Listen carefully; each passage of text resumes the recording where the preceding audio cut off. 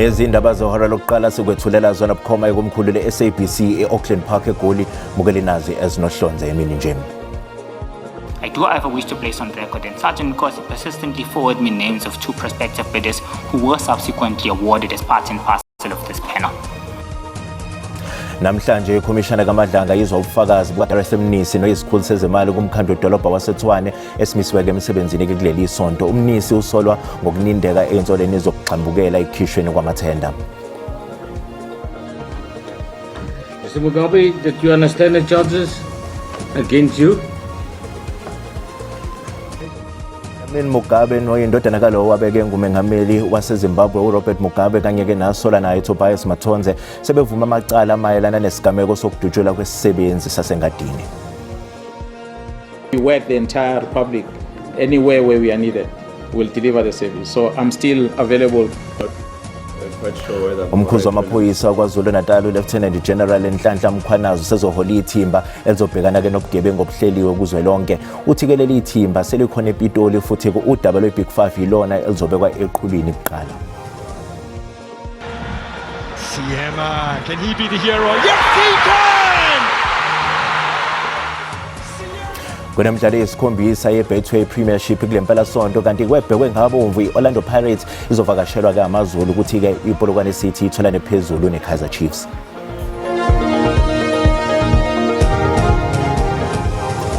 Ukuthola kube kwembukeli ngiyakwamukela ke ezindabeni zehora lokuqala ezikunqa phambili kanti futhi ke zihamba phambili ku-SABC 1 eMzansi for sure kanjalo ke naku-SABC le high. Mina ke igama lami nginguDaud Phungula. Mbukela ke singene kuzo ezihamba phambili emini nje.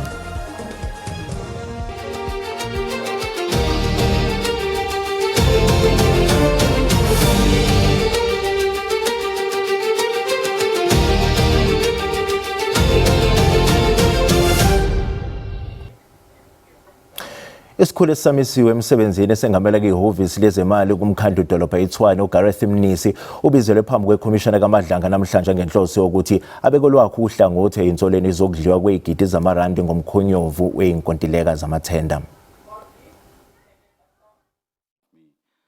Ukugaxela kwegama likaMnisi ezinsolweni zomkhonyovu weinkontileka zamathenda emkhandlwini kuvezwe ubufakazi obethulwe kule khomishana yiphoyisa uSayitsheni Fani Nkosi okumanje ugcinwe esitokisini ngolunye uxhaxha lwamacala angahlobene namathenda aseTshwane. Umnisi uvumile phambi kwesithangami sekhomishana ukuthi uyamazi uSayitsheni Fani Nkosi njengomngane nokuthi umne wabo kaNkosi unenkampani ezokwakha ebigaxele kakhulu amathenda emkhandlwini. I know that Sergeant Nkosi's brother is a director of Ngapesheya Construction and Projects. Notwithstanding that fact, I confirm that I have nor have I ever had any personal, business, financial or other relationship with him or his company. Umnisi uphinde watshela isithangami sekhomishana ukuthi kuneziwombe lapho uSayitsheni Nkosi ebemxina khona ngezinkampani ezimbili ufuna amtholele ukuthi zizokwazi yini ukuhlomula ngamathenda uma sekufike isikhathi sokumenyezelwa kweinkampani okuyizona ezinikezwe umsebenzi. I wish to state on record that I did not assist any bidder with respect to the above bid, whether directly or indirectly. I do however wish to place on record that Sergeant Nkosi persistently forwarded me names of 2 prospective bidders who were subsequently awarded as part and parcel of this panel. I have dealt, Chairperson, with the issues of Sergeant Nkosi forwarding me the names of the above, as previously stated in the previous statement, or the paragraph that it was of the mistaken belief that I would be able to check compliance, which of course I couldn't. Odabeni lweinsolo zokuthi wake waba nokuxhumana nosomabhizinisi ogubzelwe ngamacala uVusumuzi Kate Matala. Umnisi uyazihlangula kulokho njengoba itshele isithangami sekhomishana ukuthi akamazi inhlobo uKate Matala. Isithangami sisaqhubeka ePitoli.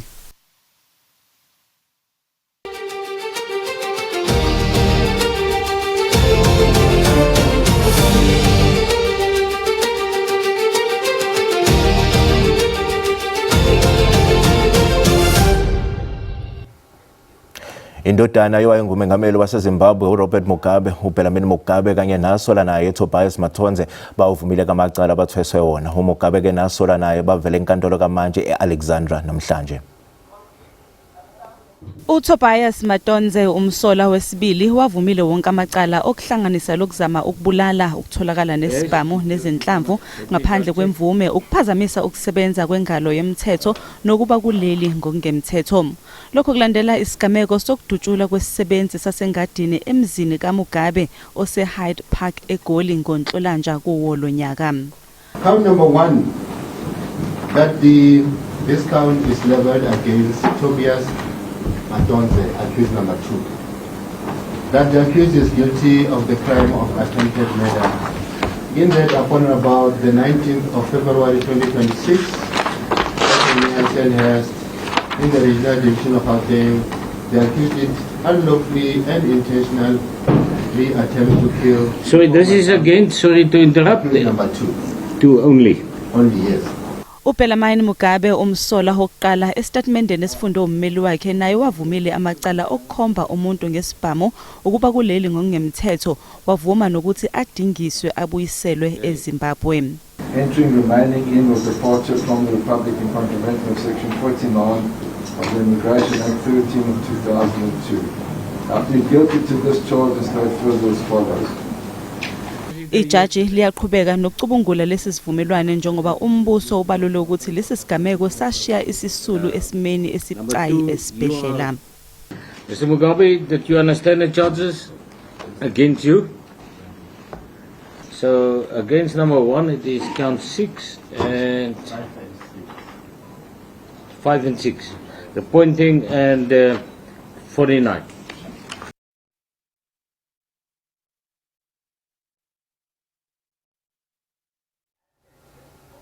Ikhomishana ebhekele ukusebenza kanye nokuqashwa kwamajaji itholeke umengameli wamajaji e-Eastern Cape uSabi Mbenenge necala elibucayi kwelokuhlukumeza ngokocansi unobhala wenkantolo ephakeme uAndiswa Mengo. Isigcawu ke sasiphenge ngalolu daba sathola uMbenenge enecala lokungaziphathi kahle kepha ke iJSC isiguqulekele isinqumo yamthola ke enecala elibucayi kakhulu. Umengameli wamajaji esifundazweni e-Eastern Cape iJaji uSabi Mbenenge angase yalahlekelwe yisikhundla sakhe.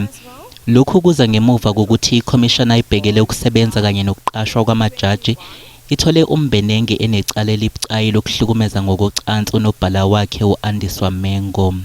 If you're looking at gross misconduct, once conduct is found to be gross misconduct, it can then be referred to the National Assembly as you indicated, and then with a 2/3 majority, the judge can be removed. Phambilini isigcawu esasiphenya ngalezi nsolo sakhipha isinqumo sokuthi uMbenenge akaziphathanga kahle, kepha iJSC isiguqulile lesinqumo.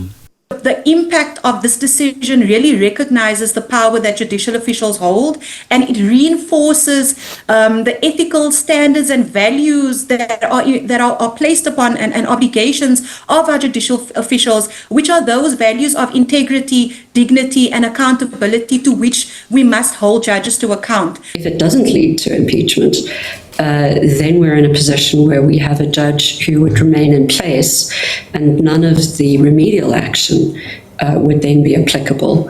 And that could end up being a really rather difficult situation.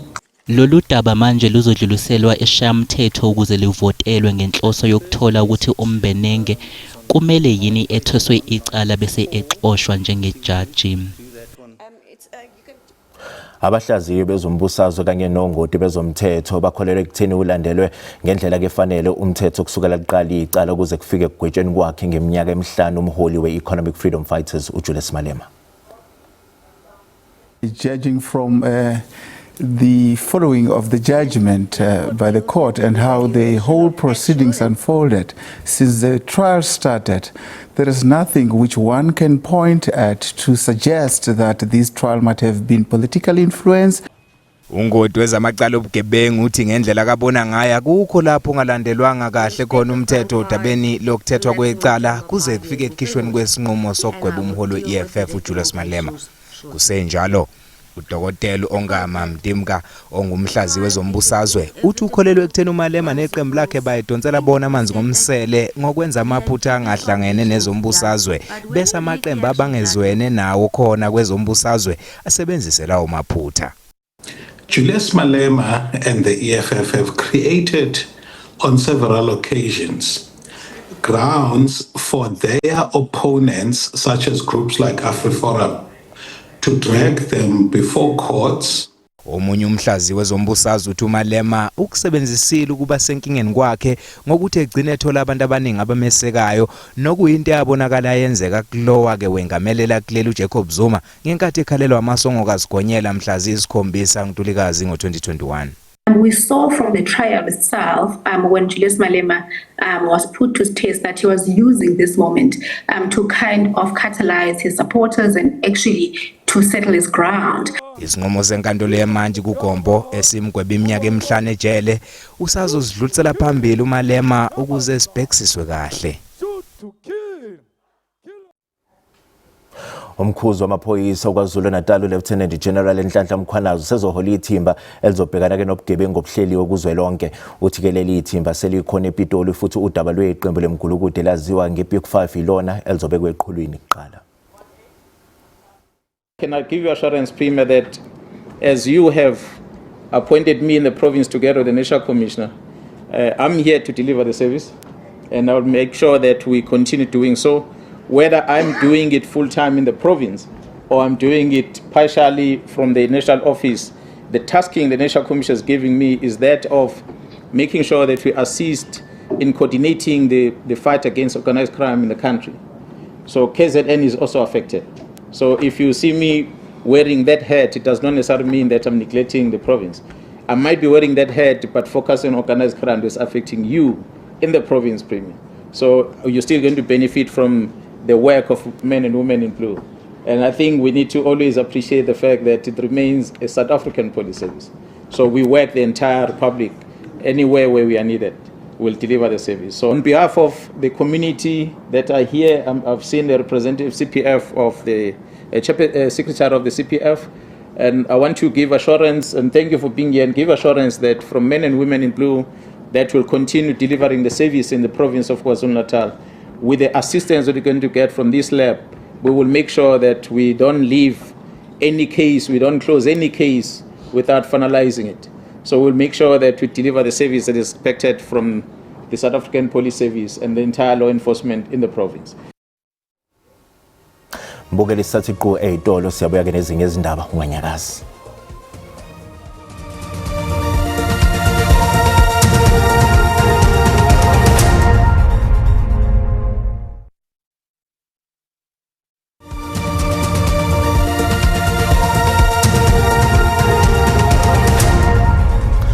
Sikubingelele sikwamukela uma ngabe usanda ngena odabeni oluphambili besibiko ukuthi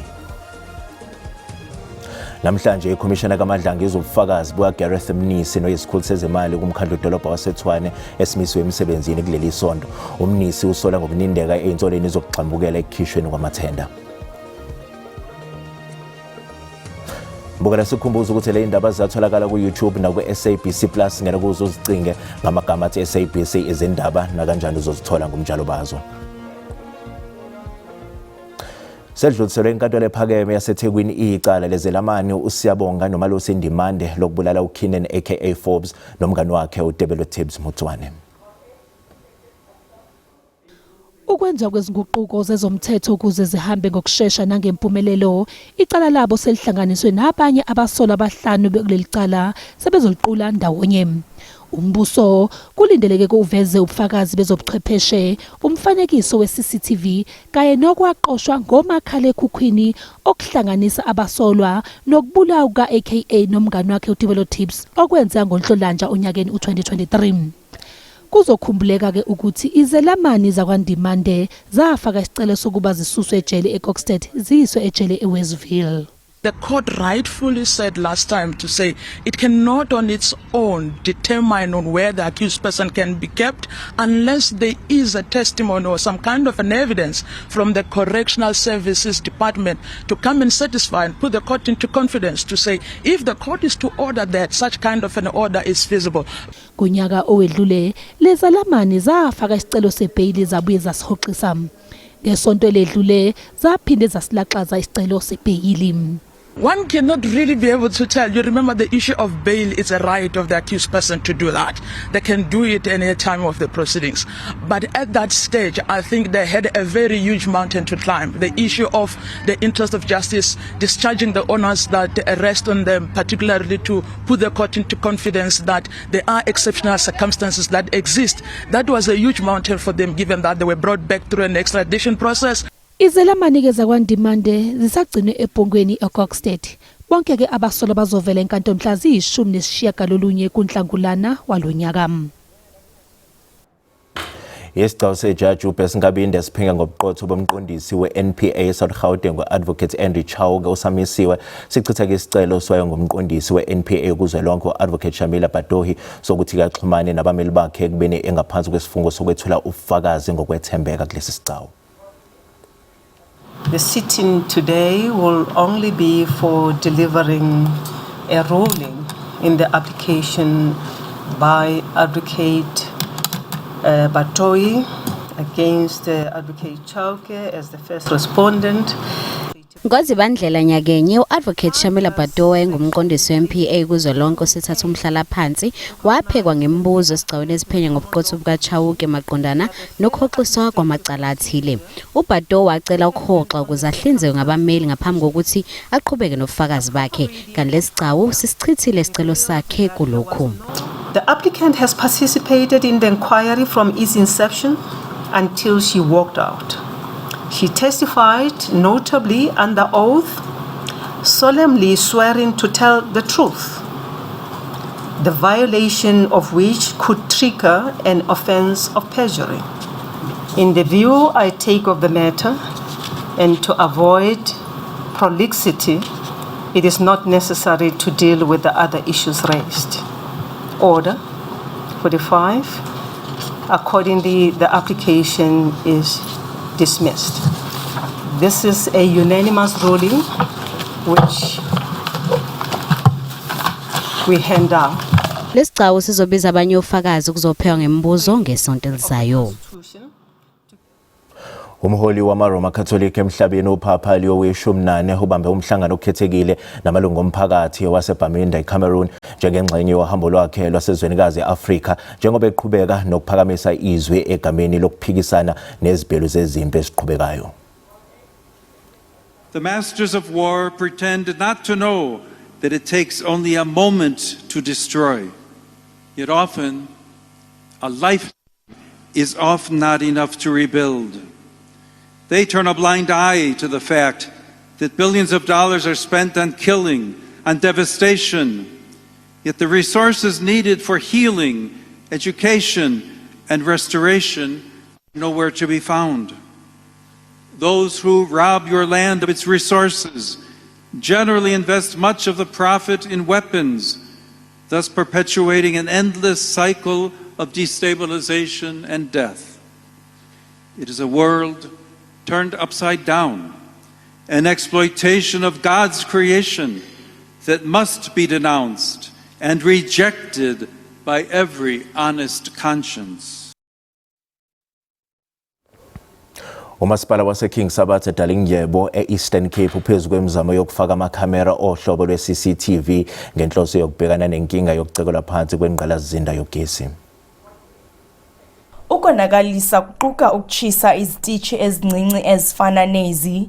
Umasipala uthembise ngokuzilungisa ezizitishi, kodwa abalungisa umbani basenze inzame zethutyana zokuba umbani ube usebenza. Amashishini asakhasayo ngawona athwaxwa kakhulu kukumka kombani. And ubumkile uthatha i-hours sithi siyolala mhlawumbe sichayise ungekho. Sifinde sifike ekuseni na xa sivula sifike ungekho kangoba i-alarm system yethu iyabethakala.